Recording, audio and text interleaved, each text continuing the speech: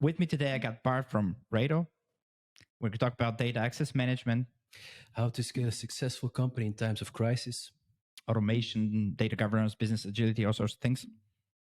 Extremely happy to be here in your place in the beautiful city of Vienna. And you guys enjoy the show. It's going to be cool. Yeah, great to have you here in the with me in Vienna in the office. Yeah, thanks for having me, Ivo. Super happy to be here. So we talked already a couple of times over LinkedIn. And so when you invited me to the podcast, I was super excited. Definitely after seeing Joe on your first episode of the podcast, I believe. Yeah. Felt like, okay, I got to do this. This is a nice opportunity. Also to fly to Vienna. First time ever being here. I love the city and really love the office as well. So, thank you. Great to have you here. Yeah. Great to have you here. So, let's start with, tell us about your startup, about Rado, and, you guys are solving a very interesting challenge.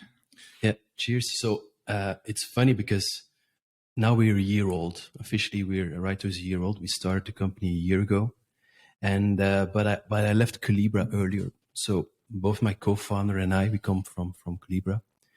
I was product manager privacy there. He was VP engineering. I think he was employee number 8 or number 9 at Calibra. So he basically scaled the whole engineering organization to more than 100 engineers. Right. Made the product enterprise grade. So he was like the ideal co-founder to go on this journey with me. And I was product manager privacy. And that's where I really saw the challenge. So when I was talking to the privacy teams and the data governance teams at Calibra's customers, which are like the world's biggest banks, pharmaceuticals, retailers, and so forth. But just for our listeners here, viewers, Calibra, it's a data catalog, data governance management tool, solving the data governance issues at major corporations, right? Yeah, they're definitely the leader in the data governance quadrants. Mm-hmm. They also have a catalog, and it's really about making data available to the business, right? As a company, you have to become data driven. And there's a lot to it. So where Calibra is helping with the discoverability and the governance, so making sure that the data is high quality, discoverable, understandable, we will help with managing access, getting access to the data. I think there's a lot that comes into play when you want to become data driven. And so when I was still at Calibra, that's where I saw the challenge of having fine-grained access controls at scale, because these organizations, they're all becoming data-driven, and that means moving your data to the cloud, right? To the cloud data warehouses or the cloud data lakes. But by doing that, you kind of lose the Chinese walls that you used to have between your source systems, right? So everything is in the cloud now, but with privacy regulations, security standards, and also just like all the data breaches that you've seen recently, you need the same fine-grained access controls in the cloud. So that means managing access at the table level or at the file level, sometimes at the row and the column level. And that across systems, right? Across, replicated data. Yeah, indeed. And that's an aspect of cloud data. It tends to proliferate, right? It doesn't just sit there. It goes in lakes, warehouses, BI tools. It gets extracted. So it goes everywhere. And it's in that environment of change, if you have to keep fine-grained access controls in an environment where you have so much change, data proliferates, the organization changes, your technology changes, but also the requirements for data change. Maintaining these fine-grained access controls there, it's near impossible. Right. And this, we've seen it. We do integration projects, creating data warehouses, doing all sorts of things. But we always see that, getting access to the data is, even for developing stuff, is such a huge challenge, right? Yeah. And, you go from all angles. You can go from, we need it as soon as possible. You can go with, give us access to everything. We'll figure out later what we need. But then you multiply this times all the users and times all the systems. And, you really don't have a handle on who's got access to what, right? Because they could be super controlled at the source, but then, from the replicated stuff, they got everything anyway, and people tend to find out immediately where if someone actually has access to the data somewhere,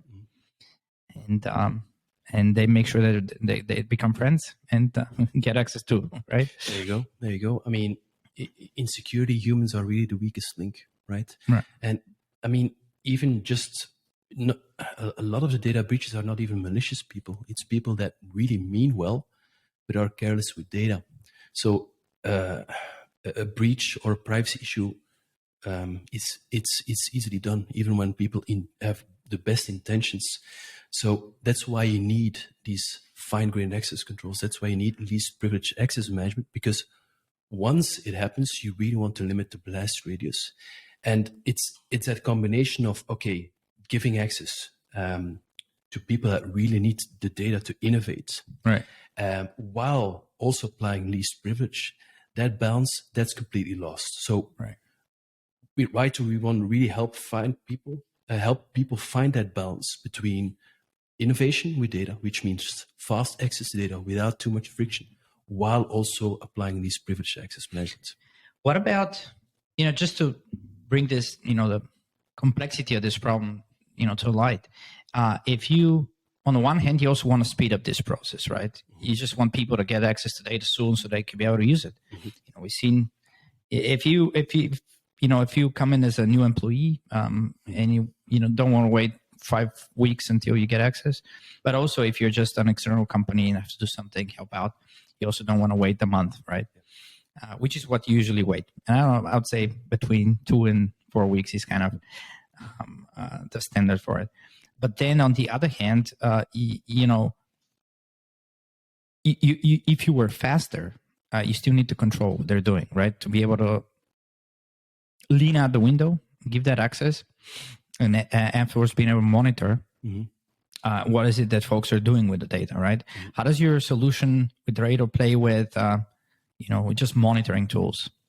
Yeah, there's a couple of things there that you said are really interesting and big challenges to solve to make data access management scalable in a safe way. Right? You have to edit that out. No, we're not going to edit that out. That's normal, guys. That's how it is. So,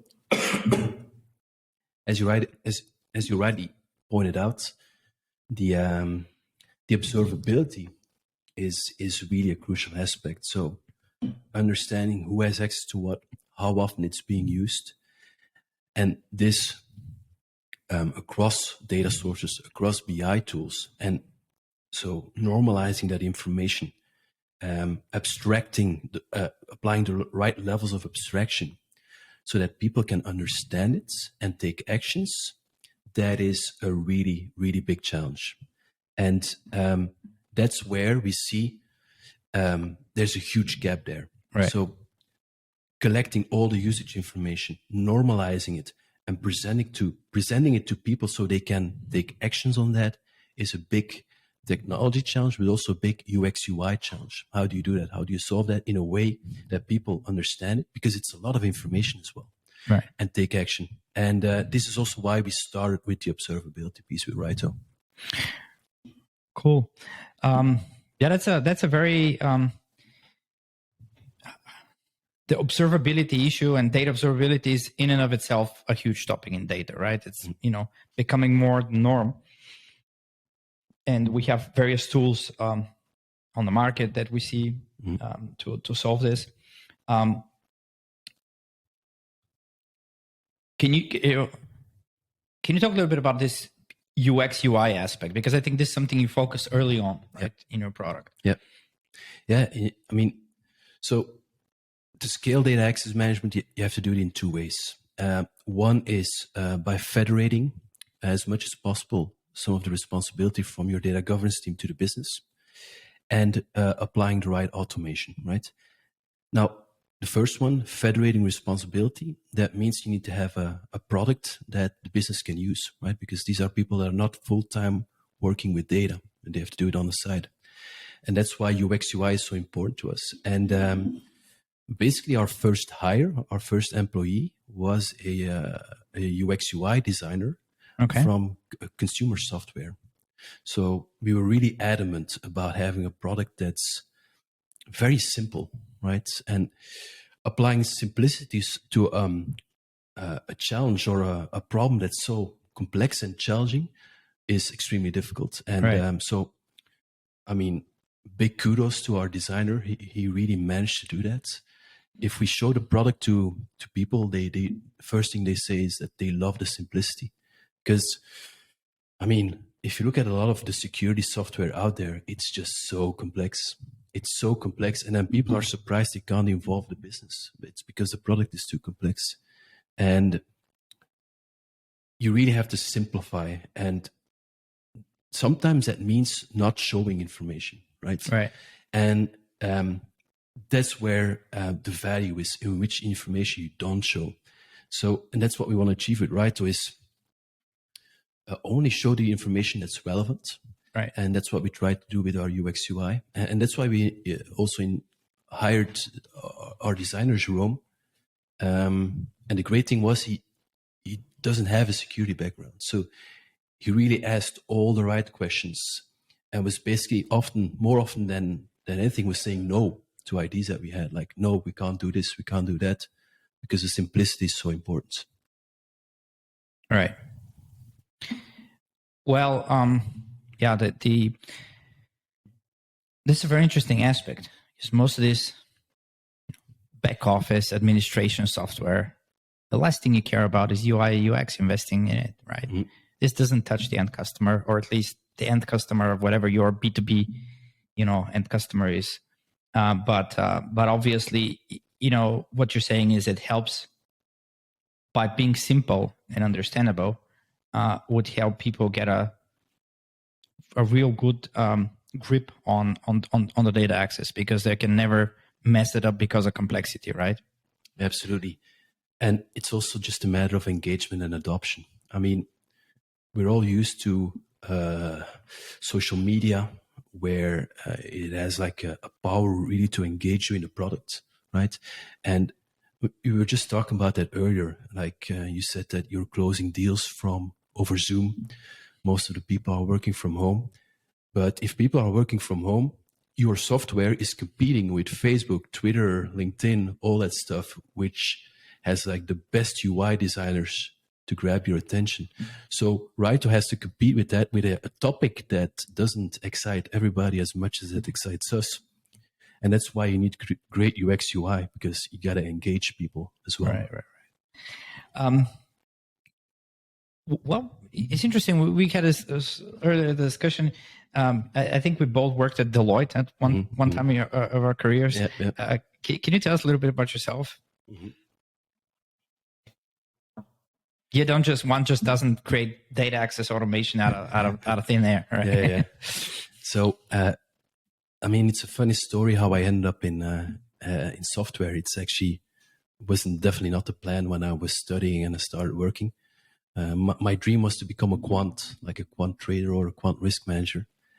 But I graduated in the midst of the 2008 crisis, so the whole business collapsed like a pudding. But I was really adamant about becoming a quant, and so eventually joined Deloitte, where I was a financial risk consultant. Right. Because I really liked the mathematics of financial risk management. And at Deloitte, so apart from learning how to work hard, because that's what you learn there, I also got fascinated by risk management. A more particular, how does risk management become a business enabler and not something that just gets in the way? Because a lot of the major issues in banks and trading were, rogue traders that made moves that killed banks, basically, right? A lot of banks went bankrupt because traders went rogue. And where was risk management? Risk management was, in the somewhere tucked away, only getting in the way of traders. And that concept really always fascinated me. Like, how can you manage risks without getting in the way? Because if you get in the way, they're going to go around you. And so that's also where I got the fascination for, like, this always stayed in the back of my mind, even when I joined afterwards Culibra. because I really want to go to Calibra, learn about data, learn about entrepreneurship. But that idea of like, how can you do risk management in a way that it enables the business? That's something that from my time at Deloitte stuck with me. Right. The risk, it's just a crash course in risk management during when you started your career during the, what was it called back then? Global financial crisis, GFC, which was, I guess there's a third, not even the third, the secondary effects are still felt, and kind of with the subsequent overlapping crisis of various sorts, is a particularly interesting. But the thing, moving away from kind of consulting into a product company was probably also, a tough decision, right, and an interesting one. Mm-hmm. But what were some interesting moments where you said, okay, working in Calibra, integrating these data governance toolings at customers, what struck you as particularly, beside data access automation, what do you think the challenges are with data governance in general? In the real life, in projects implementation, what you've seen? It's a people thing. It's really people.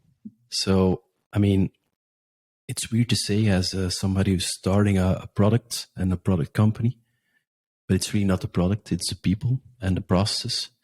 And that's something I saw at Calibra. So when data governance projects or programs are a success, it's typically because they have good leadership. And so like a good CDO, or there's buy-in from senior management at the company. But it's really about moving people, about change management, and eventually then comes in the technology. And that's something I learned at Calibra, and we're also going to apply it at Raito, right? Like, in order for your product to be a success, you have to move the whole organization. Right. And that's something the organization won't do by itself. You need to help them with that. Right. If you've seen this meme, there's one on Twitter recently where you have this midwit trap, right? Where you have the least smart person and the smartest person, and you talk about an IT problem, and they both say it's a people problem. Yeah. And in the middle, there's some midwit person saying, "Oh, it's and then super detailed description of what the technical solution would be." And it's like, no. Yeah. Both the smartest and the least smart people know it's a people problem. Yeah. So with data governance, there's no reason it's different, right? The same applies to, I don't know, anything, the more technical aspects that people focus on, new platforms, basically centralizing or decentralizing, depending on their situation of analytics or the data teams or how data is, worked at. Ultimately, it's a people's problem. Absolutely. Yeah. Cool. Yeah. But thinking about this, right? At some point, you decided, well, this problem is important enough and not solved enough so that, let's go ahead and bootstrap a company to solve it. Yeah. What was... How did Raito start? I think COVID was for a lot of people like a catharsis, because all of a sudden your life is turned upside down and you get time to think, right? And that's what happened with me as well. So I was at Calibra. I was very happy there, being a product manager, super excited. COVID hit. I was at home, and I started to think about life, as many people did around that time. And I said to myself, never waste a good crisis, because this was a big crisis, right? And I was fortunate enough to be in good health. So I was in a very luxurious situation. And but as I was thinking, I realized that, look, I always wanted to be an entrepreneur. I almost skipped out of college to start a company. And this was a 10-year mark of being an employee. And I thought to myself, what do I want to do the next 10 years? Because I'm a very binary person. Either I'm off or I'm on. And so like all that energy, what do I want to spend it on? I want to spend it on chasing my dream, which is being an entrepreneur. And the data access management challenge is a huge problem. So one that I wanted to solve, bearing in mind, the lesson that I learned that, or that idea that I had at Deloitte, like how can I make risk management a business enabler, right? So that's why I started Raito. I wanted to make data access management a business enabler rather than red tape that people have to do, right?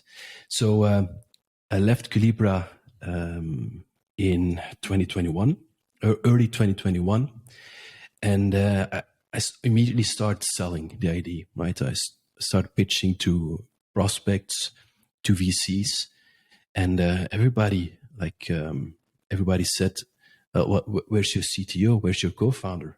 Because I'm not a technical guy, right? And so I'd look for a CTO to be taken seriously. Nobody took me serious.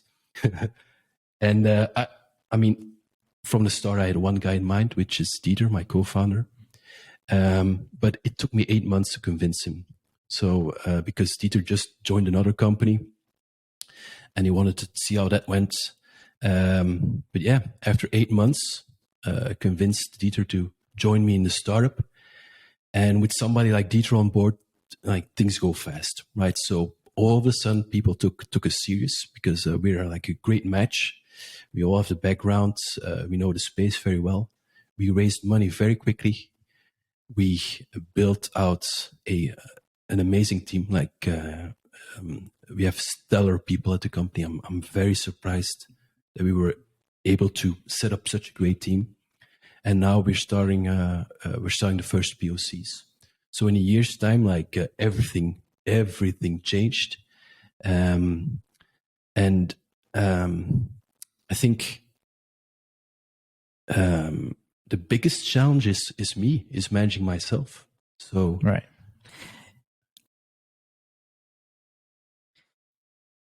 Yeah, I mentioned starting the company during the Corona times.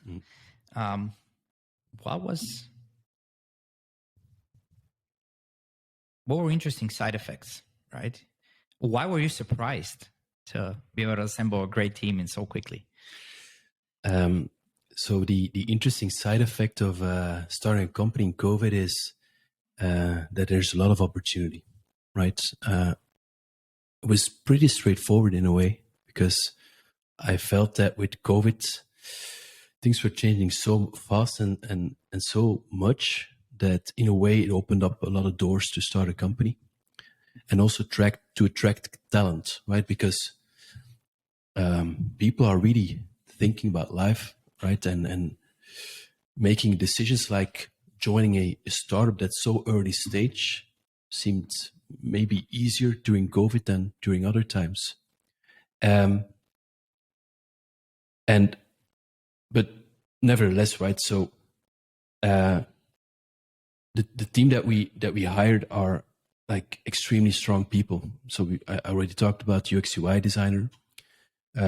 We also hired 2 great guys that are like AI/ML engineers that built AI/ML models that run in production at some of the biggest banks, that have a background that worked on a particular accelerator, how do you call it? Particle accelerator. Yeah, the particle accelerator. Great engineers altogether. Also, our product manager is somebody that used to lead data teams, so he's very familiar with the problem. He used to experience a problem, and I think we managed to get such a great team because the foundations are good, right? So we have a great founding team. I would say we're very complementary. My co-founder is really good. Also, our first hires were very good. And when you have good hires, a good foundation, and start hiring great people, it's much easier to hire other great people, right? And that's how we got to like a very strong team of founding employees. Exactly. So you basically get a team that really has like at least the initial prototype in a line of sight, right? So that everyone knows not only, okay, what's our vision, but we can see us getting there, right? Because we know there's no problem that we'll not be able to solve along the way, right? I also kind of started doing this data. I was also at some of the banks, doing initially consulting, and then kind of moved as a line manager, director, and going back into consulting and kind of assembling together awesome folks just because we care about data. I want to roll this newer approach to data, not only to the banks, which are honestly sometimes not the quickest one to implement it, right? There's a lot of other companies that are not constrained by various, circumstances that a bank is constrained, and just want to replatform and get the best out of their data as soon as possible to kind of get a competitive edge, right? And we kind of also bootstrapped it. A team of myself, about 20 people last year. They're all data engineering, data operation, data management background to achieve this. But our angle is obviously different, right? We are helping major organizations move ahead with data, and of course we're very keen and interested to find out what are the newest, the greatest products that can shorten the process, right? And data access is always an issue with us, right? With from our point of view, coming in and just management saying, "Oh, there's these great things we need you to do," and but then the guys on the ground are like, "Oh, this guy, just doesn't give me access to this. Like, how am I supposed to create a solution design for something that I don't have access to review?" And there's just different interpretation of minimal. What was the term you used? Least privilege access. Least privilege access. Of course, it was different interpretation of what's the least. Like least according to whom, right? Amount of access, and certainly if a product like this is running the customer, then not only be able to keep. My understanding is not only able to keep their operations running in a more secure way and just unblock people, onboarding, offboarding people, all that kind of stuff, but just get a better grip at developing, at moving, kind of with creating data domains, creating data products, where you would control this as basically what you guys are doing is a tool that governs the access to all the data sets, right? Yeah, indeed. And I want to come back to that FSI later because I'm curious on your experience there. Yeah. The way we see access management is the collaborative aspect is very important because not everyone has all the knowledge to grant access, taking into account least privilege, right? You have the domain teams. They know the business context of the data. But then you have the central data governance team. They know the regulatory risks, right? So they know GDPR, all those data risk regulations and standards, and they really have to collaborate. And so that's why the product that we want to build, we call it like the Conway pincer movement. So we want to create a product where these teams, so the data governance team that knows the regulations and the standards, the domain teams that know the business context, and the data engineering teams that have to integrate the products and set access, they collaborate well. And so there's a collaborative aspect, but also the automation, right? So we want to build a product where domain team can automate much of the approvals using tag-based policies.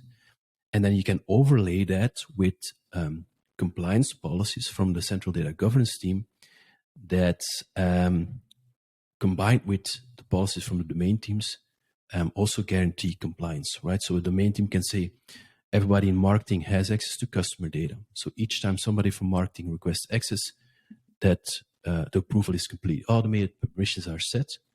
But then you can combine it with a policy from the central data governance team that says, well, all customer payment card information always needs to be masked, right? So if in that data set, there's like a column with customer payment card information, it is also automatically masked. And that's how you really can get access to data faster without all these hurdles, right? It's these hurdles like, what policies apply, what can we do with that data. We want to be safe, we want to apply least privilege. That makes it takes a month to access data. And this is particularly the case in FSI, right? So you're active there now. You said that they want to get a competitive edge with data. You're growing your business there. How are you seeing that at FSI? Yeah, I was just answer at the moment, but what you just mentioned is super interesting, because this is kind of looking the details under the hood.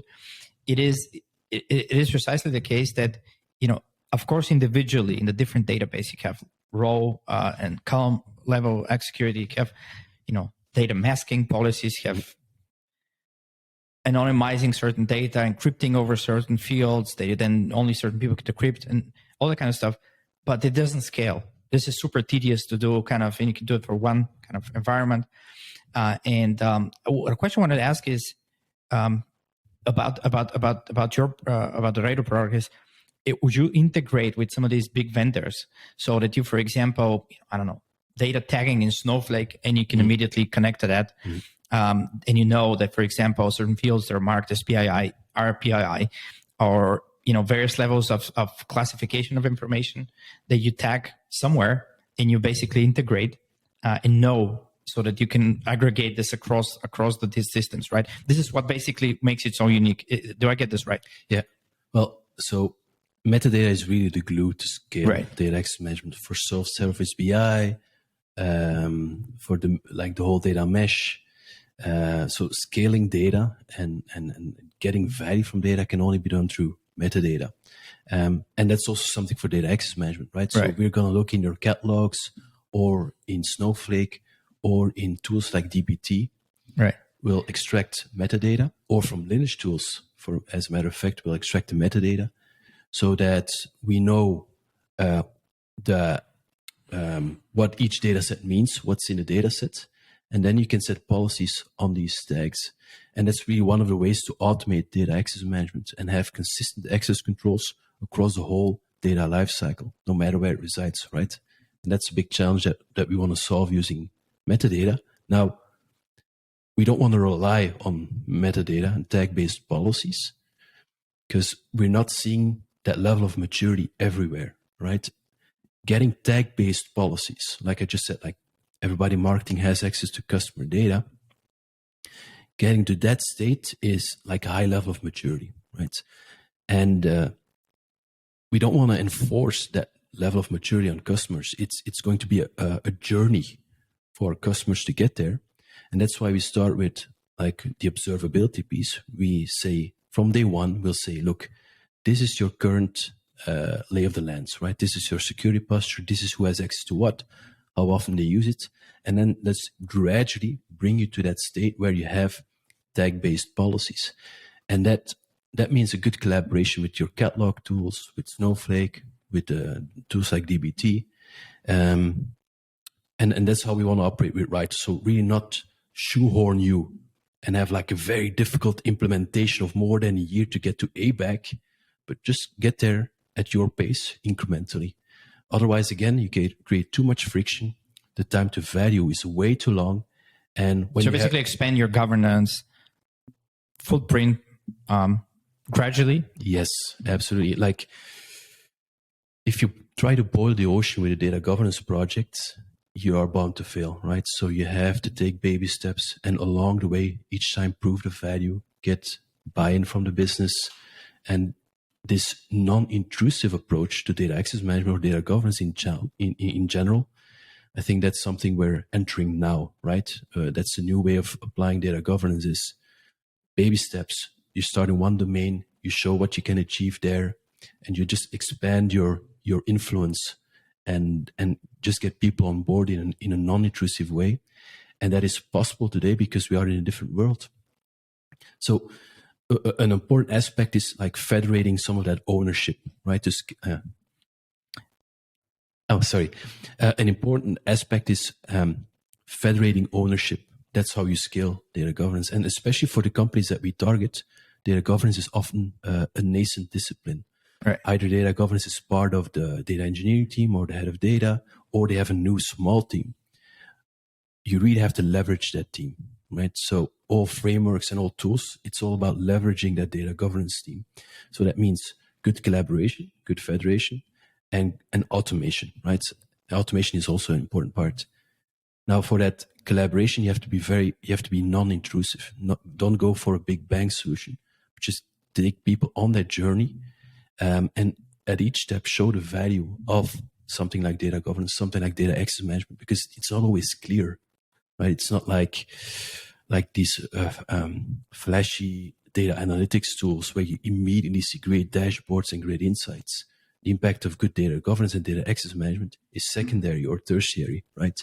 And that's sometimes hard to quantify, and that's why you need to work incrementally and along the way show value and just get the whole organization on board for the journey. Yeah, because basically, if you immediately start doing it, it really turns into a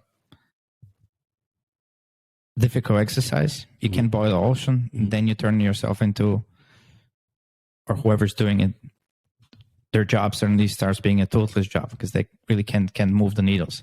Yep. All right. We'll take a short break now. Cool. So let me just touch back on this data governance story with the banks, right? Boiling the ocean. The difficulty everyone had with these projects was there's this BCBS 239 regulation that requires you, just have the lineages to understand, to control the quality, to define owners and, stewards and whatnot, data governance, officers, management people. Everyone had a different interpretation on this, right? Every bank had like a very, very unique, which is also okay, interpretation on this. Based on my experience, some went overboard with technical details, just over-engineered some stuff. Others, took a more organizational approach and created all of these, teams and structures and, complexity on the organizational side.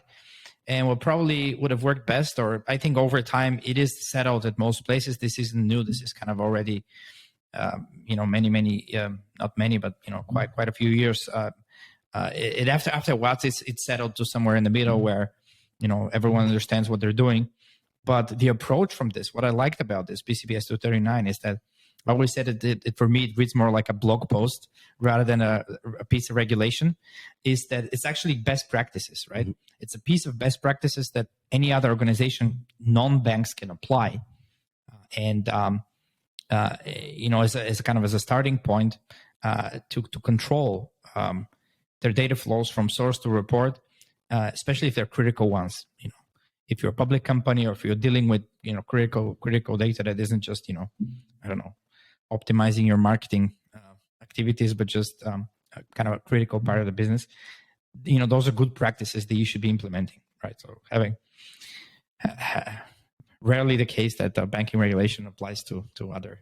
Mm-hmm. And it comes into this whole trend of the regulation is becoming more technical, right? Regulatory technical standards are for from financial industries, highly regulated at this point, immensely more regulated than it was just 10 years ago, and absurdly more regulated than it was 20 years ago. Yeah. Right? No comparison.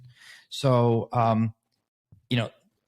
you see how the whole regulator is upskilling, the teams are upskilling, everyone is upskilling to be more into the details of this, and there's and you can see this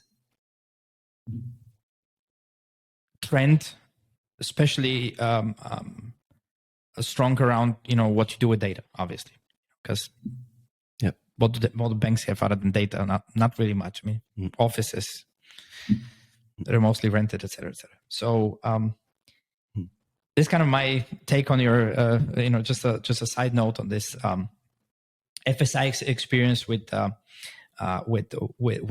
data governance, right? Mm-hmm. And to be honest, we're seeing that the exercise is not over. People thought, okay, we get this, compliance check, fine.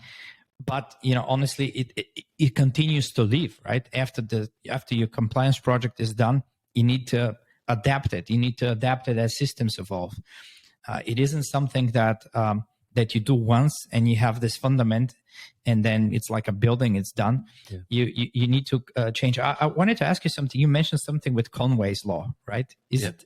Yeah. Can you talk a little bit about that? Because I have a. Yeah. So Conway basically says that the Conway principle says that the architecture of your technology is a reflection of how your organization, how they communicate with each other, right? And that's basically kind of what happened with data access management. So like in the 2000s, 2010s, when you had like the central data warehouse, all access requests passed through one team. And it worked, but everything was a bit slower, but that was okay. Like, but then with like the modern data stack, with the after Redshift, with the data warehouses, like data started really to scale. And this approach where a central data team processes all the data access requests didn't match with how technology and data was being used, right? And data being like such a strategic asset to create a competitive edge, a lot of organizations couldn't afford like the long data access requests. So they basically said, well, we'll let everyone decide for themselves what they can do, right? So technology and data consumption went very federated, and they basically said like, let's do the same for data access management, and let's just let go, right?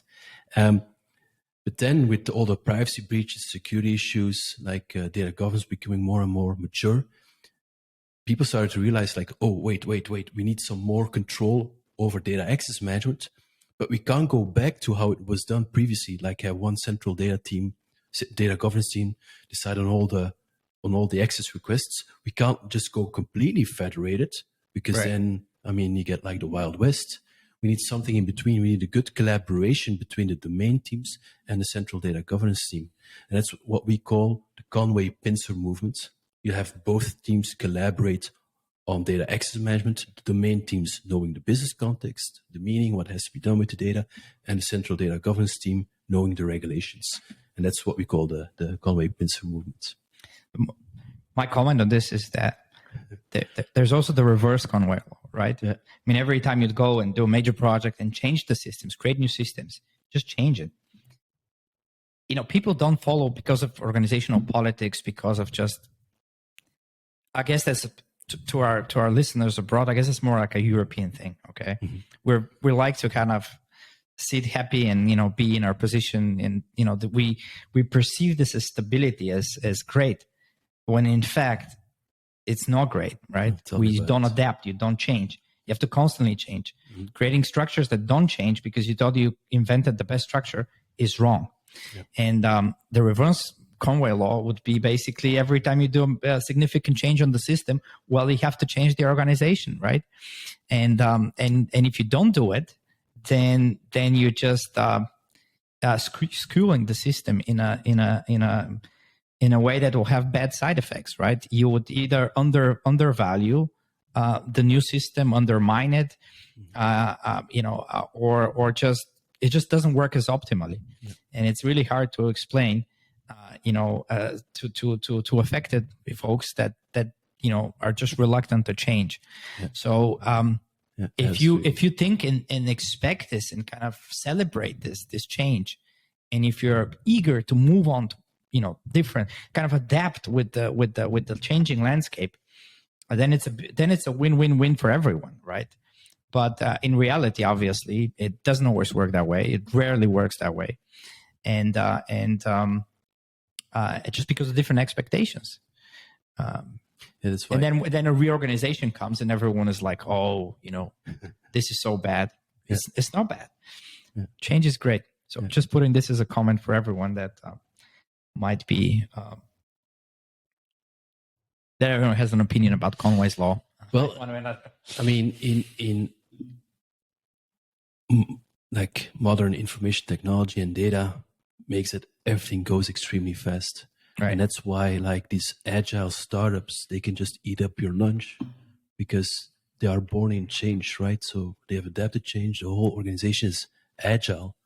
If a new opportunity occurs, the organization adapts to it and they grab market. But then as organizations grow, right, they become less and less agile.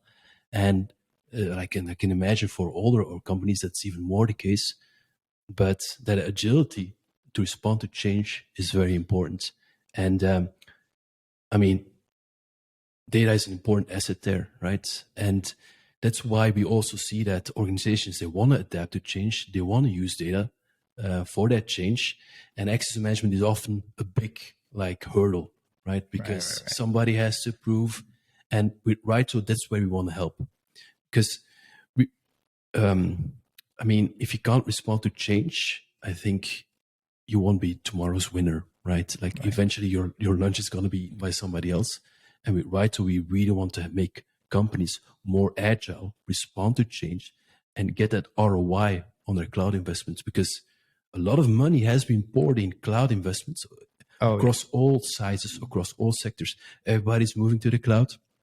And I read somewhere that 2 out of 3 tech leaders in the US across all industries and sectors is still waiting for that ROI.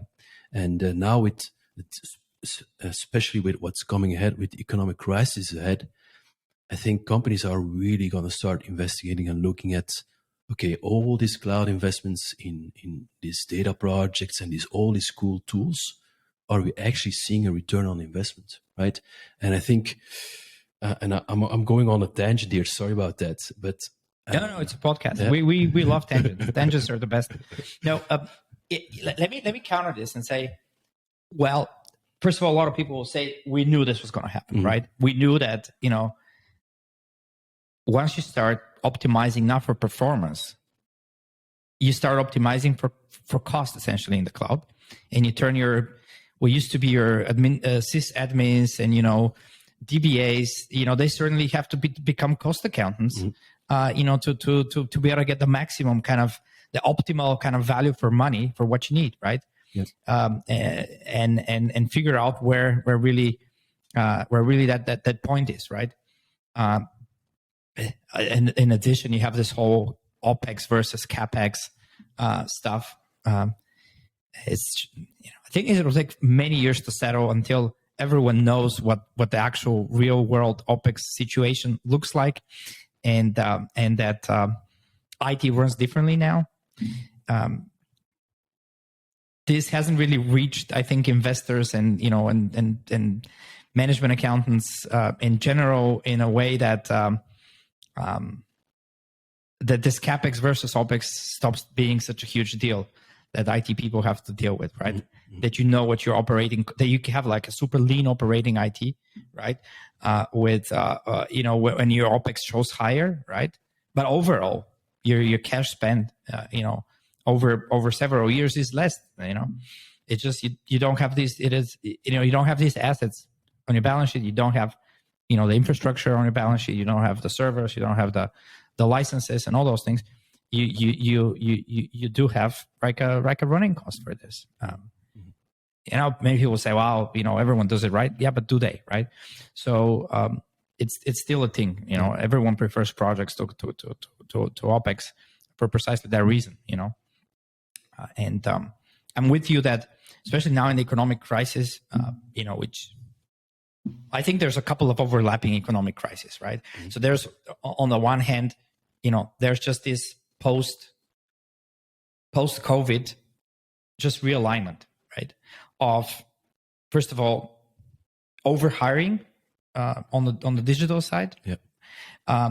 Secondly, you have the readjustment due to the fact that the most expensive locations, just have to readjust. The reality is that if you people are even in the same country but at a lower cost place, where they're even happier, well, suddenly your existing workforce competes on the labor market with these guys, with their co-workers sitting in a different town, where they're willing to take a slightly lower pay because they have vastly lower, for example, living costs, right? Mm-hmm. Especially places where living cost is really high. San Francisco, New York, but also places like London, Paris, I don't know. Even visible, and like you're from Belgium, I'm sure it applies for Brussels. It certainly applies to Vienna to a lesser extent because of the specific situation in Vienna about living, which is very affordable. But it definitely does apply, right? So they have this effect mixed in. Then I have a third effect that just a lot of these tech companies that overhired, well, their valuations went down, obviously, with the economic situation, with the post-COVID, and with the with the rising interest rates, right? Absolutely. So they suddenly are worth less money, and and their whole outlook is different from, at least from today's point of view. So they have to deleverage, they have to optimize their tech teams, and then you have all sorts of these overlapping inflation coming on top, right? And inflation is the other point where suddenly you just have the pressure to kind of. But I think, to be honest, I don't perceive. I see more opportunity for literally everyone than I see risks. There's definitely, in my point of view, we're not in this global financial crisis doom and gloom kind of story of late 2008, early 2009. It's a much more manageable situation, and it's a great opportunity for everyone to reevaluate. What is it that they're doing? What is it that brings value? What is it that they can do well? What is it that they should be doing well? And just boldly move on. I don't know. It those words might sound like big words, but I truly believe that. And in this opportunity, kind of my question to you is, you started this company in a kind of a pandemic, right? Yes. A lot of great companies were started in crises, right? I mean, to name a few, you think about it, the top companies basically in the tech world were started during crisis. What was your experience with this? You mentioned the CTO situation, that you had to onboard a great CTO, a great technical team for people to take you seriously. What other things come to mind like that? Startup scene. Are you happy with just basically? Are you happy being called a startup, or you rather see yourself as more like I don't know, just a small traditional company? You know what I mean? This startup scene is what I'm kind of trying to. I don't know, like. VC fund, you guys got VC funding, right? Yeah, we got VC funding. It's funny what you said about like being remote, because this is one of the things that we learned starting a company in COVID. Like, we hired everyone remote, right? Over Zoom, met new people over Zoom, hired them. But some people that joined us really voiced the concern of being fully remote. Actually, they kind of like coming to the office once in a while, not every day. Once in a while, meet people and just talk over ideas. Because, I mean, and during the break we were talking about that, right? Like the importance of well-being, and this is especially the case at an early stage startup. Let's call it a startup, right? Where where creativity is super important, because all that we're doing now is learning, right? We have a bunch of assumptions and hypotheses that we now have to gather data on, learn and adapt. And that learning, that requires a lot of brain power, right? And that requires people to be happy, well-rested, and all that jazz. And some employees really said, like, I need to be able to come to the office and meet my colleagues and just talk and have that, like, just ideas flow, talk about problems. And that's something you cannot replicate over Zoom. So we have this hybrid model where we have an office. It's there, right? Go there if you want. We got like all the cupboards are stocked with snacks and coffee. Everything is there. And go there to meet. And it's also something that my co-founder and I have explicitly said, like, we're going to be there like a couple of days every week. We're going to be there. Come if you want to. And I really believe in that. Although it's remote first, in this hybrid model where you can come to the office, but you don't have to. But you know what? We do this as well, right? I mean, it was like you mentioned earlier, it just sneaked in something we discussed before. Yes, we onboard. I'm very happy and proud. We onboarded customers fully that we, haven't worked with myself and my team before, fully remotely. Mm-hmm. Then met them on site much later. Mm-hmm. And actually I got my full team together after a full year. There's folks that I've worked with Carrot for a year. So we got guys in Lithuania, Poland, Hungary, different places of Austria. And it works. Yeah. But what I think about how it works best is if it's if you say it's hybrid, but you don't enforce the certain days. Mm-hmm. If you say you can come to the office, up to you. Mm-hmm. It's great if you do it. We kind of expect you to do it, but it's fully within your responsibility to find out when, how, and why you come to the office. Absolutely. If you start making these corporate rules, we need someone to be 2 days, 3 days, or Mondays or whatever, then they're messing it up. I'm very sorry to all corporate. I know there are different circumstances, and that, while if you manage a team of 20, it's different than when you manage a team of 2,000.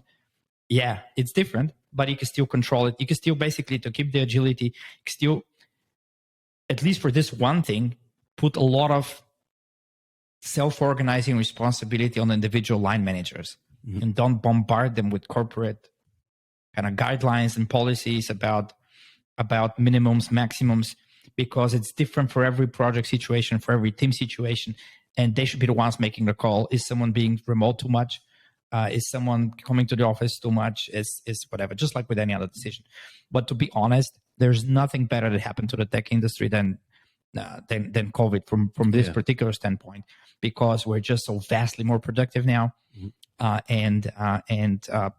And you could take your days at home, you can have your family situation sorted out, and you could do deep work, but you could also, like you said, you can sit together and kind of really enjoy and kind of celebrate this time that you spend with your colleagues working on a great idea, thinking creatively through stuff, just being there together to develop it. You could do this. You could do only.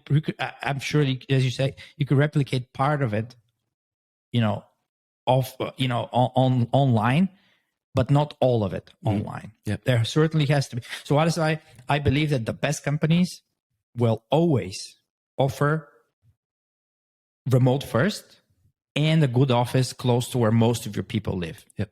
So that's how you have the both. And then you're remote first. So if you don't have an office, then you're not remote first. Then mm-hmm. you just, I'm sorry to say, you're mm-hmm. just missing mm-hmm. out on this great creativity, kind of spur of the moment. Let's sit together. Let's hack it out. And also from a team spirit perspective, you have to have this, we're sitting in the trenches together, right? Experience. Mm-hmm. If you were to grow as a team, people trust each other more, it's a must. Right? Yep. Absolutely. What was the experience with the VC folks? You pitched a lot. You selected, kind of. How did you go about selecting which people to get funding from? The raising process went very smooth. We didn't pitch that much because we came across the VCs very early on. Mm-hmm. So the round was led by Crane, and Don also invested. And so Don knew us from our time at Calibra, because they also invest in Calibra, right? So we already had the relations there. And Crane I also met through introduction by Stan, one of the co-founders of Calibra, who also has invested in Raito. I met Scott from Crane.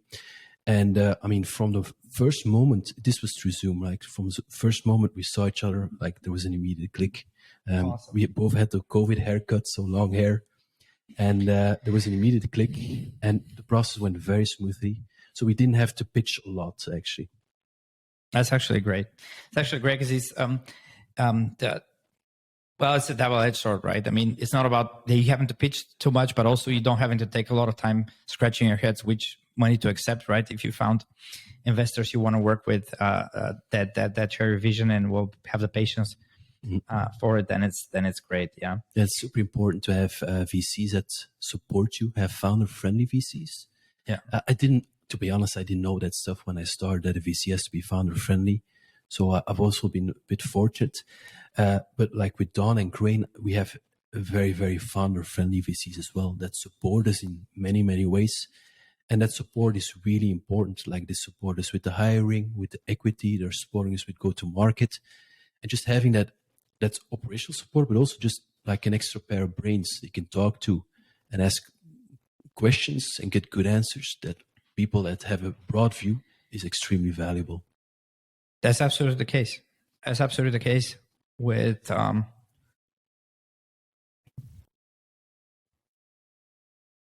not only to extend this beyond the VC world. It also translates to individual teams, right? You have to have people that challenge you, that help you out, and then kind of you grow together, right? When you work with a big company, and you want to work for a good manager that can kind of prepare you for your next job, and do great things together. It's very difficult to achieve great things without that kind of a relationship to whoever you governing body you're answering to, whether it's a VC, whether it's your supervisory board, whether it's whatever situation, management board, and you're working as a team, try to achieve a similar outcome. Right, so this goes both ways actually. So one of our values is like always speak the truth, right? So because we're in a learning process, right? We can't have like people not telling the truth because they're afraid of hurting emotions or politics or so. So also upward.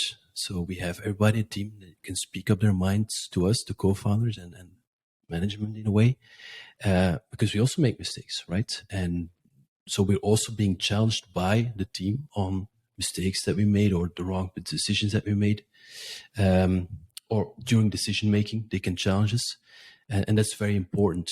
That you don't have yes men around you, right? Absolutely. You need to be challenged always. That's super important. Yeah, that's true. It's very easy to fall into this trap of complacency where you just know certain people are taking care of whatever you need them to do, and then you stopped hearing other opinions. You stop hearing challenging opinions, countering views, and just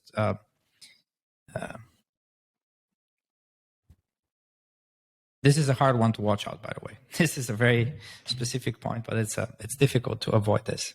You have to always assume that you're making a mistake and kind of reevaluate your own views about how to manage things, especially as you try to understand better the customer, the market, but also as you're growing the organization, the team, whatever applies to I think across the board. Yeah. Good stuff. It's a matter of learning fast, right? Like make a decision, make it fast, learn from it. So learn from the mistakes. If there's a mistake, learn from it and adapt, right? And that's also basically what you do in a startup, and that makes startups so agile, is the fact that you can make decisions quickly and learn from them quickly and move on, right? What's your experience with agile? Was a term that we rarely hear anymore, right? It had a kind of peaked, I don't know, in 19 and 20, and kind of, suddenly I think COVID killed agile as a term. We stopped hearing about it. It was all about agile, especially, I mean, you asking me about FSI, especially in the FSI world, right? And insurances and banks, they're just not agile. The question is, should they be agile? And it's a very, very philosophical discussion of what went wrong and why with the Agile 1.0. What do you think, based on your experience with these data governance projects? So, I mean, I don't know how it was at banks, but in software world, Agile meant it was waterfall until it came with the engineers, and they had to be agile, right? So you had product leadership decide on something, then product managers draw a roadmap, they make commitments, and then and you guys can be as agile as you want. And start coding, but we might change our minds tomorrow. So eventually all the burden fell on the engineers who had to work very hard and be agile. I mean, they were very much stretched under that framework. So it wasn't really agile, it was a waterfall. I don't know how it is at banks. Probably with all the regulations, it's a bit more waterfall, I guess, because you have to take so much into account when decision making. But we see agile, I mean, at the company level, right? Like agile for me means independent of the framework, how quickly can you respond to learnings, right? Because you don't have all the answers. I mean, when I started, it was just me.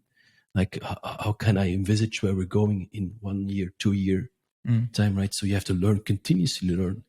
And it's the learning process that is super important. Like, how can you collect information? How can you make assumptions, hypothesis, get the data to back up or like to learn about that assumption and then adapt to the learnings. That's for me Agile. That's a good way to put it. Yeah, the most of the initial Agile attempts we see, as consultants across most banks, insurance companies too. They just everyone try to get let's be Spotify. Mm-hmm. Yeah. What could go wrong with that? Yeah, our business model has nothing to do with Spotify's, but if we could just do the Spotify model, yeah, surely we'd be better off. With very mixed results, right? Mm-hmm. I mean, the great products. I not to mean to discount any of the successes of this, but there were some challenges with this, right? The first challenge was they were Agile, but everyone else, like from the business side, like why this works if you have self-organizing teams is everyone has skin in the game. And if some of your stakeholders, they don't really have skin in the game, then it fails. Yep. If you cut across everyone knew how to do matrix type of organizations prior to that, right? Matrix work. This is nothing new. But then mix it in with Agile. Matrix and Agile didn't really mix in, like oil and water, right? Mm-hmm. Why? Because, you could still have blame games, right? Fully aligned means if it fails, both fail. It's pretty clear. If it succeeds, it's a success for both groups. Like both groups, meaning the more business-minded folks that actually have to take care of the product, and the technical team implementing, their wishes, testing with them, sitting with them, iterating through features. So it wasn't fully, thought out at most places. And so some of it had to do also with are we saving costs or are we improving customer experience? Are we improving the product? Are we really looking to just make a more efficient process? Kind of like, are we doing lean manufacturing and just calling it Agile? And then it's, people immediately start saying, Scrum, Kanban, the frameworks, there's different approaches to it, but then you have to figure out why are you doing it? Does the customer care, right? Is it something that the end customer really cares about? Yeah. And, that's a very fair point for anything that is end user UI, right? Touching, right? And then the whole issue is that, kind of, I guess, took a middle ground, right? And said, well, we're not going to just turn the whole organization upside down just because these guys said Agile is great. What we're going to do is, kind of, do something, but not really, not go all in. Meaning, it's more like a matrix type of thing rather than, just creating vertical teams, just creating independent teams. We also want to be conscious of the cost, right? If we create independent teams where skills are duplicated, well, I got duplicated efforts. Do I really, does my business really allow me to have built-in inefficiencies from a cost perspective by design by having teams that are fully independent, that cover all the skill sets? Mm-hmm. Every CFO will tell you, no. Mm-hmm. I mean, unless you're one of these extremely well-off businesses that could do that, right? Unless you're the top tech companies in the world that they're just swimming in engineers and, kind of R&D money, right?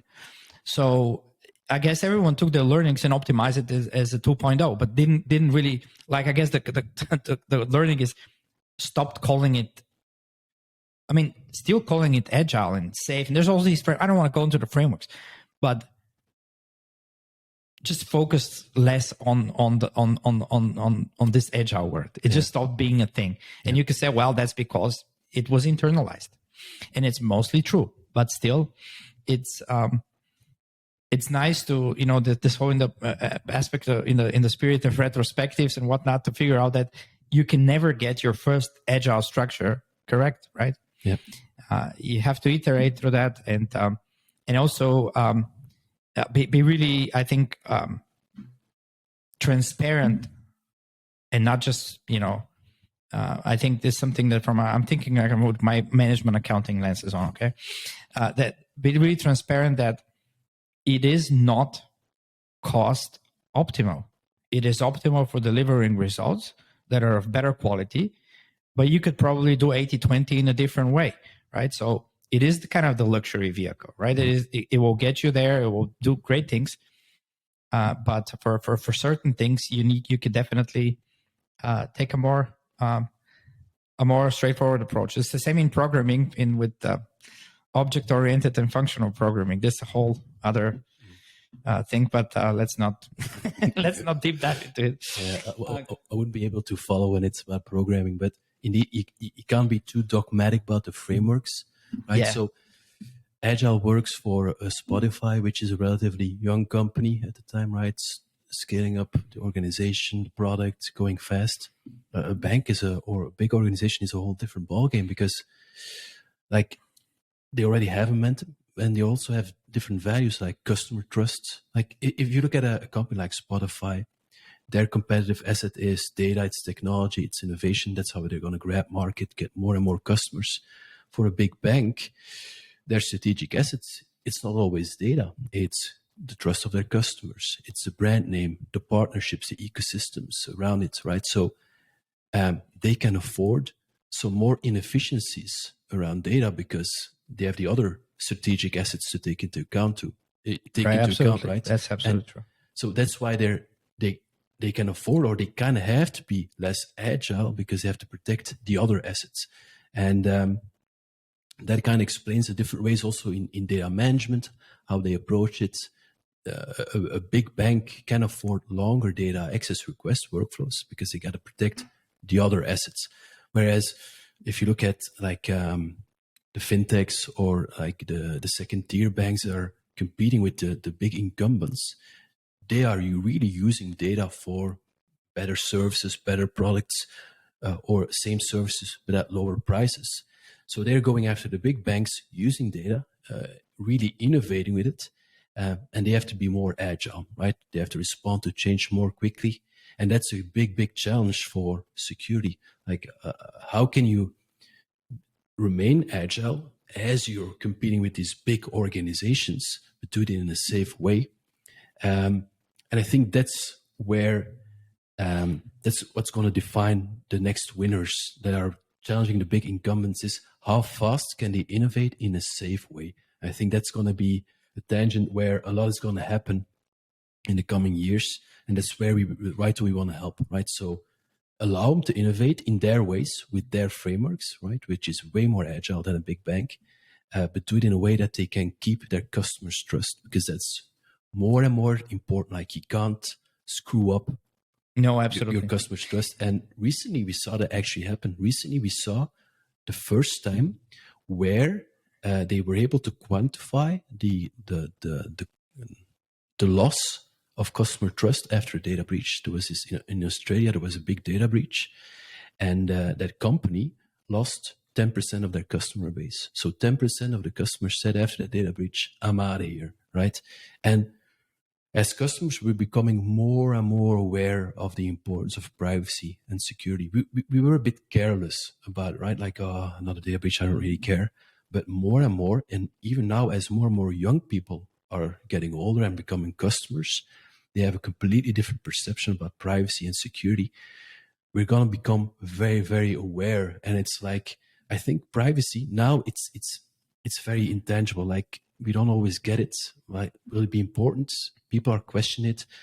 A lot of the narrative about privacy is about the GDPR breaches, and it's only the big companies, right? But you have to take into account your customers, how they perceive you as a company. And when you do funky stuff with their data, they're going to perceive you as untrustworthy. And I think in the future, privacy is going to be like seatbelts in a car. At first, people didn't get the seatbelt, right? But now, if you get into a car, first thing you do is put on a seatbelt, right? It's a habit. That's when you feel secure. You don't feel secure in a car when you don't have a seatbelt.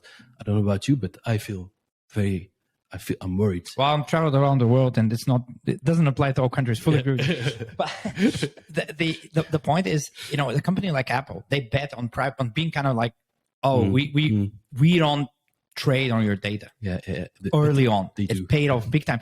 The hire and the UX and all that. But this was really they set their eyes on this very early on, kind of under the radar, right? And obviously still continue to do it's a big selling point for Apple. Like your data is secure. That's why I have an iPhone and not an Android, right? Because they really promised your data to be secure. But then you hear privacy advocates saying, it's not that much. No, but if you think about it, with all the removing they're even kind of capitalizing on that. Mm-hmm. Even now, it's kind of. I mean, I'm not an expert on the advertising space. We clearly see with this new privacy settings, kind of Facebook stock going down as soon as they publish this, and people obviously more knowledgeable on this, but it's clear that. Of course, I'm not going to tell Apple. I mean, what do I care about the relevance of Facebook ads? I'm very sorry. I don't care about that, right? I know there's some great ads that local, but I will continue to work even without you tracking every thing that I do. Thank you, Facebook. No, and if you know that the Apple is not earning any money with your data, then you're more, this over the long term. After this becomes, the default expectation of newer generation, younger people. Indeed. It's a huge thing. And then applying this to a company, if you get like a really solid grip of your data access across all of your data stores, especially, and everyone will say, well, you do this on the source system, right? Your basic system. I mean, hopefully you got this under control. But in a large organization where your data, it's people that need to work with data that's replicated across data stores, operational, analytical ones, data warehouses, blah, blah, blah, reporting, whatever, caches, whatever, all sorts of places, then, the current tools just don't suffice for that. Or you could do this with a huge amount of overhead that you aren't really willing to invest into, especially since there's manual tedious tasks to get this right. Mm-hmm. And even if the more right you do, the more angry everyone is, because it becomes, this is almost like, if you have like a I'm not going to do comparison with street signs because everyone drives safe. But, obviously, if the rule is least privilege required for a certain date set, well, you break this rule quite often, right? Yep. You do permission your teams that don't need. In the classical cases, like, okay, marketing people need to see first name and last name. But if you're working with quantitative data, no one from a risk department at a bank should know the names. What do they care, right? Yeah. If you're seeing names, that means you're seeing more than you should be seeing, right? And it takes a huge effort to get this under control right now, right? So I remember doing an internship at a bank. I was much younger and much more foolish than I'm today, and I could just see famous people. I could see their accounts. I could see what they were worth. So I would just, because I was born there. We'll edit that out of the podcast. And it's long enough that I can't go to jail anymore. But anyhow, so I could just look up people's worth in the system. Like an intern, I was there for a couple of months. I could see everything. And this nowadays, you just cannot afford anymore as a bank. Let me ask you a technical question about the product. Maybe you plan to integrate this, like, do you plan on integrating some sort of an immutable log situation where you sync something with the blockchain and you kind of are sure that the logs have not been altered? For now, we count on that the logs in the systems are trustworthy. Maybe in the longer run, we can do the logging ourselves. But for now, we basically just use all the cloud native capabilities. Exactly. So you're just relying on whether they have a similar solution in place or not. Yeah.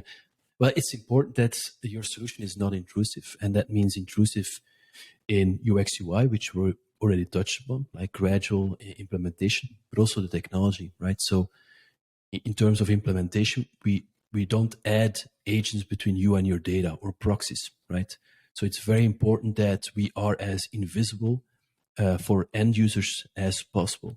And that's why we work with an agent that sits next to your data and not in between you and your data, because like this proxy approach, it has a massive impact on performance, right? And so the proxy approach, data access management, where you have like this filter where all the queries pass through, is really rapidly falling out of favor because it's intrusive in the implementation. But it's also a massive impact on performance. And you're moving to the cloud to benefit from the scale and the performance of cloud data warehouses, why would you add a proxy in between that has a massive impact on performance?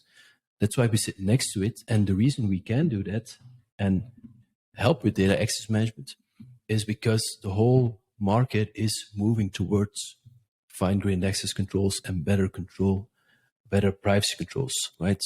All the big warehouses, Snowflake, BigQuery, they're all adding like fine-grained access controls, but it's very technical, right? What you just need is the governance around it, the insights, the collaboration and automation. That's a brilliant insight. And you know what, the reason, the difficulty we're having with, at least with continental Europe, probably the same applies to Belgium, very likely does, is that with cloud data warehouses, major institutions, financial institutions, well, you know, first round of thinking was cloud, yeah, great for applications. Of course, some data gets in, but you know, the footprint is not that big. But you know, do we really want to put all of our data in BigQuery? Do we really want to put our data in Snowflake or Synapse or Redshift, whatever? And the answer from technical teams is yes, please, because we get all these other advantages over, I don't know, some system sitting in the basement that's 20 years old, you know, that we can't really, I mean, look at the bill. It's expensive to have it, right? And just to continue, and and it was really difficult to argue with compliance and legal people, right? But now, what you're basically, what they need to understand is all of the technical controls that you can put in place to limit the surface area of, you know, basically of leaks, of attacks, and make it so hard by applying smart configuration and governance policies that actually moving to a system like this greatly increases your overall control of your PII, right? So it's not sitting in the basement uncontrolled or with little controls. It's sitting in an environment in the public cloud. But there are so many ways in which you permission, monitor, work with the vendors, and you know, do all sorts of things with the data that you're as an aggregate, you have much better compliance with GDPR because of those technical measures that you've taken. Yeah. And the difficulty with this is obviously that, you know, lawyers and compliance people, you know, they read what's in the contract, and obviously they know better than us what's in the law.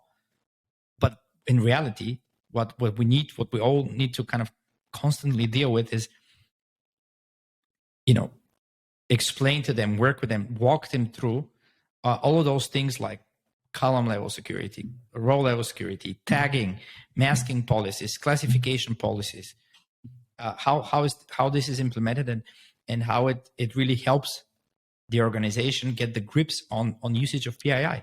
Exactly. Are you better off in a system with the basement where every department just creates a copy in their own data mart with all the data and just works with them, and you think you're super compliant? Of course not. And this used to be a situation 10 years ago, right? Or 5 years ago, depending on organization. So, you know, this discussion of the cloud is, I think, largely was had in some parts of the world, but it's still a huge topic in Europe. Yeah. And you can think, well, Europe is being dragged, is dragging on its feet. But I think ultimately, after this gets properly solved in Europe, it will be the best of both, right? You will have both the cloud and proper governance and adapted to kind of the agility you need to work with the data. Yep. So it doesn't block you. It kind of forces you to think about working with the data only with best practices, not only from kind of, you basically invent methods to automate all this that the GDPR law requires. Yeah, you can't stop progress, right? And I mean, imagine a company that says we're going to keep our data in the basement, because we want to be safe, right? I imagine immediately several ones. Okay. I have them on the top of my head. Yeah. So these companies eventually they're gonna die a slow death, right? Because they're gonna become outdated. Their products they're not gonna be innovative enough. Their pricing is gonna be bad. So eventually they're gonna die a slow death because they don't go with the time. So you kind of, and definitely for analytical data, you kind of have to go to the cloud, right? There's no way around it. Now I understand 10 years ago, the cloud data and the cloud data warehouses, they were not safe enough because you didn't have fine-grained access controls. But in the meantime, they really caught up, right? So they really added these capabilities to have fine-grained access controls, right? So the tools are there, but of course, compliance teams, they that translation of privacy policies to these cloud native access controls or retention or encryption, that's a bridge that they still have to make, right? And that's a difficult bridge, but I'm sure with Raito and other solutions, we can definitely help there. And that bridge between your privacy policies, security policies to the underlying technology, that's the next step we got to do. But the technology is there, right? It is safe.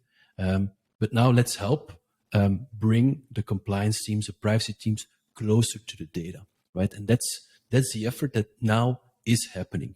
And if you look at privacy policies, you look at security standards, it's starting to get reflected in those standards. If you look at the ISO standards 27, right, 27K, if you look at NIST, the security standards, you see that where they used to be pure security standards, now they are mentioning privacy, right? So they're including the privacy concept of the data, but they're also moving towards like these fine-grained access controls, towards data access management, because they're understanding that to do privacy at scale nowadays, you have to bring it to data, you have to go to the parameter of your data set, and you have to do it at scale, which requires a level of automation. Let me ask something. Kind of like devil's advocate. Why is the Raito tool different than why can't Collibra build this on their own? And let me suggest before you answer, is it because this will be kind of like a very operational tool to control this, and Collibra is more like the governance tool, but not really the operations of it? Or is it because of another technology or whatever advantage? Yeah. So the different one of our differentiators with Raito compared to the other tools is that we start from the observability, right? So we don't start from policies and metadata from within Raito that we then push to the data sources. We start with what is there today in practice, who has access to what, how often it's being used, right? And then we iteratively improve your data access management posture. We see a lot of tools that start from let's define policies, let's tag the data, and let's enforce those policies and push that to the data, right? But that's a bit of a rigid solution, and that's what we're hearing now more and more from like the early customers we're doing POCs with, from prospects, is that you need a model that is really ingrained with reality, right? It's very pragmatic. And I think we touched upon that a couple of times. Like you can't be too dogmatic with your frameworks. You have to. So you're not basically doing it in a normative way, right? You're kind of observing, and your tool has this capability. It's kind of, to be honest, and that's kind of interesting thing with these with newer startup tools. Like I haven't seen this before, right? Mm-hmm. It's not on the market, and the question is, when can we? Or is there a? I guess you got like a prototype, like a demo. Is there or is it a product available right now? When do you think you'll be like with the first version? Yeah. So the first product is there. Mm-hmm. It's all about data access observability. We give a 360 view on who has access to what, how often it's being used, and then we also allow you to optimize your access controls. This is what we have today. We're starting our first POCs now. So we have a product. And then in later iterations, we're going to add more connectors to more data sources. So we have that hybrid model. We'll work out the collaborative aspect around the data access requests. and also the automation, right? So automation is a very important aspect of the product as well. We got some brilliant AI ML engineers and data scientists at Raito, and they are working on a policy recommender. So something that we learned during, I think, like almost 150 conversations that we had already, if not more, is the importance of automation, right? Oh, absolutely. Giving insights. 100%. So 100%. What the policy recommender will do is just bring up issues with access controls. So which users have permissions but never use it? Where do you have access controls or policies are conflicting? Where are you missing access controls and policies and so forth? And so the guys are now developing a great model that will like just already surface people that have permissions but never use them, right? So let's take away those permissions. That's kind of the first thing you need, right? It's a very pragmatic thing. It's like, let's depermission all these people that never use it. It has to be pragmatic. You have to start with where you are today. But if you let's say our customer of Raito and it's like, okay, you take a leap of faith, they go with you guys and put the product. So there's like this immediate thing that they'll gain as a kind of from day one, and then as you build out the product, they will get more and more integration with their individual kind of tools that are used across the data lineage, across the processing chain, and be able to fine tune the controls there. And using AI for policies. By the way, this is a discussion we've had with a project years ago. Is to say, onboarding new engineers at complex projects is such a pain in the butt that it's actually, if you had a tool that could do just that, right? Which I don't believe you have the tool that does just that in a way that it's so applicable to university applied everywhere. But it's a major difficulty that has a huge monetary value to it, right? Because onboarding people takes. But if anyone could do it under a month, please raise your hand, right? And if you multiply that by the cost of these people, and by the amount of productivity lost in the process, well, that's a huge amount of money. Multiplied times 5 years, and then you figure out, okay, what else could you buy for this? Imagine you onboard somebody, and on the first day they have the permissions they need because we know which team they're on, or we know who their peers are, or we know what the projects they work on. All information that you can find in systems, right? In HR systems or in project systems. So you'd be like you'd be able to say, well, this is a similar person to that person. So, if you don't have the policies, that's important. Like, you don't always have the policies, but the information is there, right? And that's where this concept of metadata becomes important. If we know which team they're in, if we know which project they're working on, we can use that information by looking at peers or looking at the project, which permissions they need, and then give them the right access. And that's important. Like, that's what I said. Like, you can't be too dogmatic about your frameworks. Like, you need to sometimes be a bit more flexible and adaptive. And that finding that balance is really an art. And that's where AI ML plays a really important role. This would be a huge differentiator for you guys, because what you ideally like to avoid, and this is, I think, the commonest of pitfalls for all of these startups, is that if I need to spend a high six-figure, mid six-figure, even a low six-figure, let alone a seven-figure for integrating the product, then I don't need it, right? Mm-hmm.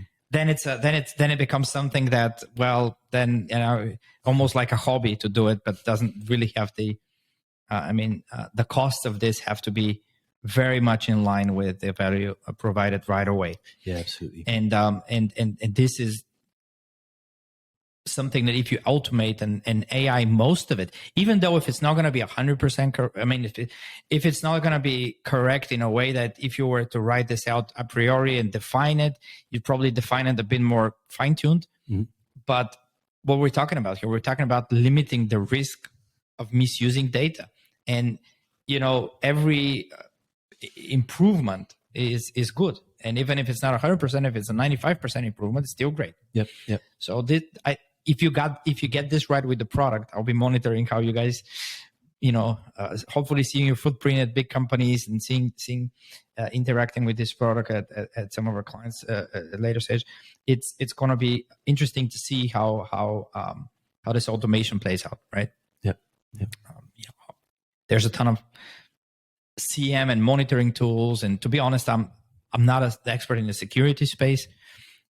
My part is more like data, engineering, operations, data management, data governance, but there certainly is going to be a bigger overlap, right? You're probably going to integrate in with the logs and monitoring more, and at some point, this becomes the tool that you create is going to be like one of the central tools from a security standpoint, and not just automating the data access. Absolutely. And I love the point about you said about like if I have to spend a 6-figure amount on integrations. Right.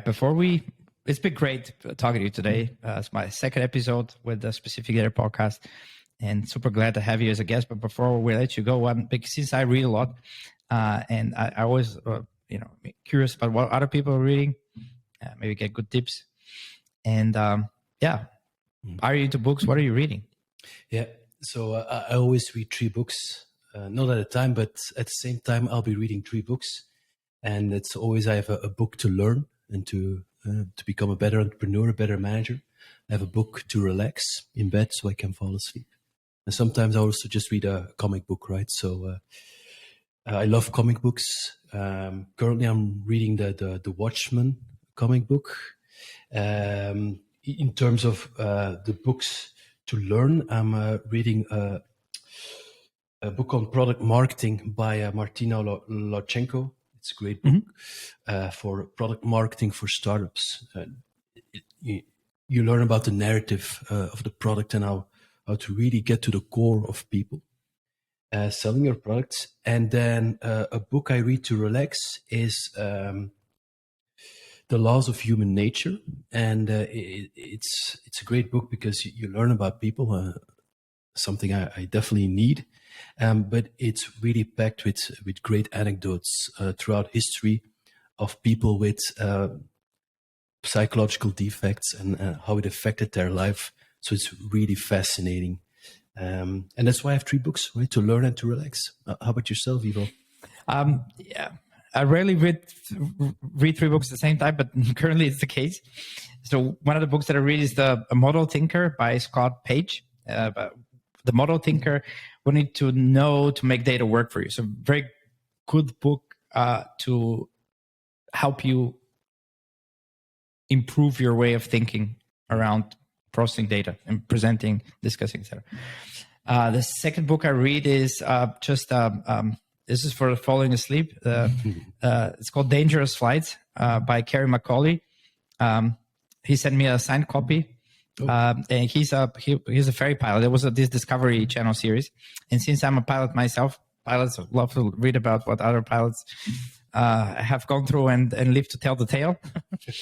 And the third book that is kind of the slowest one in the pack is I think a third reread of Zen and the Art of Motorcycle Maintenance. Since I recently got into motorcycling again, I remember this was an excellent book about philosophy, but it's the motorcycling context that brought it back to my attention. Yeah. So flying. Yeah, I do. I have the pilot's license, and I fly small aircraft, gliders, and motor aircraft, and just it's a very. How are the small ones again called? Cessnas or Cessna. Yeah, well, Cessna's been of that type of aircraft, right? So did you see the video of the guy purposely crashing his Cessna? Oh yes, on YouTube. I think the FAA I'm not sure. I may be wrong on this. Already concluded that it was done intentionally. But to all of us, who were just looking at this, the initial analysis was strongly in favor of he did it on purpose. And it was a dangerous and quite frankly, a stupid move, right? So, but there's a lot of parallels, by the way, flying with I think would translates into many things, since it improves your focus, your thinking, decision making process, and dealing with stress. It being responsible for things. The challenging aspect of flying is, forget the beauty and the kind of just being in the 3D space and flying around, but the kind of the mental aspect of this is really great. But it takes practice. Sometimes you fly more, sometimes less. You should fly more to stay current. What's the mental aspect? Is it like all the different things you got to do at once? Yeah, it's a challenge. It's a challenging experience in terms of being ahead of the airplane. You flying the airplane and not the airplane flying you, right? Mm-hmm. There's a lot of things you need to monitor. There's a lot of risk and decision making to be the safe to have like a safe flight all the time, and while still evaluating the situation all the time, and having a clear head, right? It's definitely a challenging thing. That's why you don't want to, for example, what you don't want to do is fly yourself an airplane and go into a meeting with customers. Right? Yeah, you got to be focused. You will not be focused. You will not do well on this, either on the meeting or on the flying. But obviously, the meeting is not as critical, right? So if you're a non-professional pilot like myself, you definitely want to take your time and be in a relaxed state and whatnot, not stressed, and just challenge yourself to fly your friends and family in a safe way and have fun. Yeah, cool. It's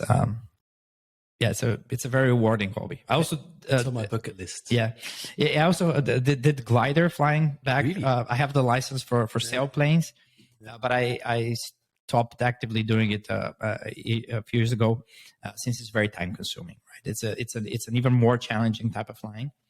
This is what actually pilots have as a hobby, right? Because you have to be two to do the gliding. Yeah, it's like a full day experience, right? Yeah.